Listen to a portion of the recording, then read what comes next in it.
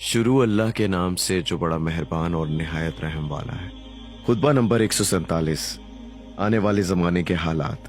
खुदावंद आलम ने हज़रत मोहम्मद सल्लल्लाहु अलैहि वसल्लम को हक के साथ मापूस फरमाया ताकि इसके बंदों को बुतों की परस्तिश से छुड़ाकर अल्लाह की इबादत की तरफ और शैतान की ताबेदारी से निकालकर खुदा का इताअत गुजार बना दे।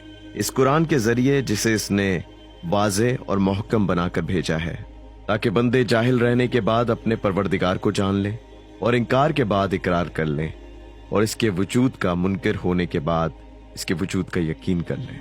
बस बगैर इसके कि इन्होंने इसे देखा हो, इसकी कुदरत के करिश्मे दिखाकर और इसकी शौकत और सतूत समझाकर इनकी रहनुमाई फरमाई है। और इसने क्यों कर कौमों को किस्म किस्म के अजाबों से तबाह बर्बाद कर दिया, और जिन्हें तहस नहस करना चाहा इन्हें क्यों कर तहस नहस कर दिया। मेरे बाद तुम पर एक ऐसा जमाना आने वाला है जिसमें हक सबसे ज्यादा पर्दे में और बातिल सबसे ज्यादा नुमाया होगा, और खुदा और रसूल पर इफ्तिरा पर्दाजी सबसे बढ़ चढ़ कर होगी। इस जमाने वालों की नजर में कुरान से ज्यादा कोई बेकीमत चीज ना होगी, जबकि इसे इस तरह पेश किया जाएगा जिस तरह पेश करने का हक है, और कुरान से ज्यादा कोई चीज मकबूल ना होगी, जबकि इसके आयात का महल इस्तेमाल बदल दिए जाएंगे। और शहरों में बुराई से ज्यादा कोई नेकी ना होगी और नेकी से ज्यादा कोई बुराई ना होगी। चुनाचा कुरान का बार उठाने के जिम्मेदार इसे छोड़ देंगे और इसके हिफ्ज करने वाले मिलजुल कर इसकी तालीम भुला देंगे।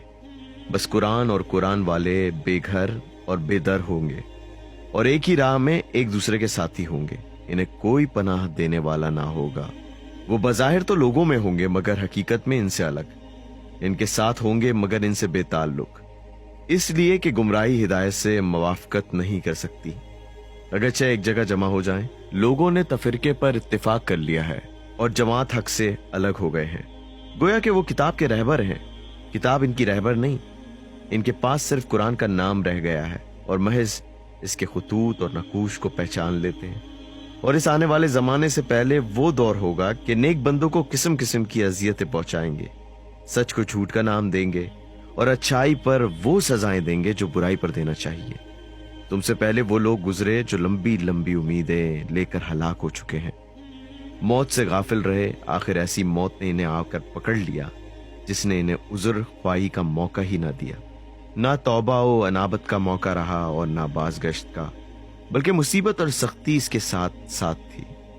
ऐ लोगों, जिसने खुदाए बुजुर्ग बरतर से नसीहत चाही उसे नसीहत की गई, और जिसने इसके कलाम कुरान को अपना रहनुमा करार दिया इसे सिरात मुस्तकीम की तरफ हिदायत की गई।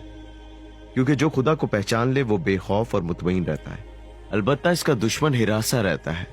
जो खुदा की अजमत को पहचानता है इसे तकब्बुर ज़ेब नहीं देता, क्योंकि जो इसकी अजमत को पहचान चुके हैं इनकी बुलंदी इसमें है कि इसके आगे सर खम कर दें, और जो इसकी कुदरत को पहचान चुके हैं इनकी सलामती इसी में है कि इसके आगे झुक जाएं।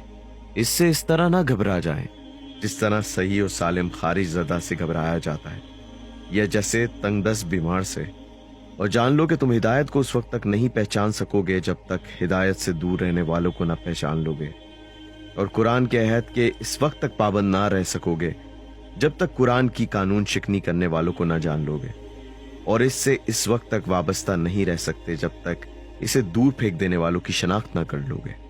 जो खुद हिदायत वाले हैं इन्हीं से हिदायत तलब करो, वही दर हकीकत हिदायत की जिंदगी और जहालत की मौत है। वही वो लोग हैं कि इनका अता किया हुआ हर हुक्म इनके इल्म का और इनकी खामोशी इनकी गोयाई का पता देगी। इनका जाहिर इनके बातिन का आईना है। वो ना दीन की मुखालफत करते हैं और ना दीन के बारे में बाहम इख्तिलाफ रखते हैं। दीन इनके सामने खुद सच्चा गवाह है और बेजबानी के बावजूद बोल रहा है।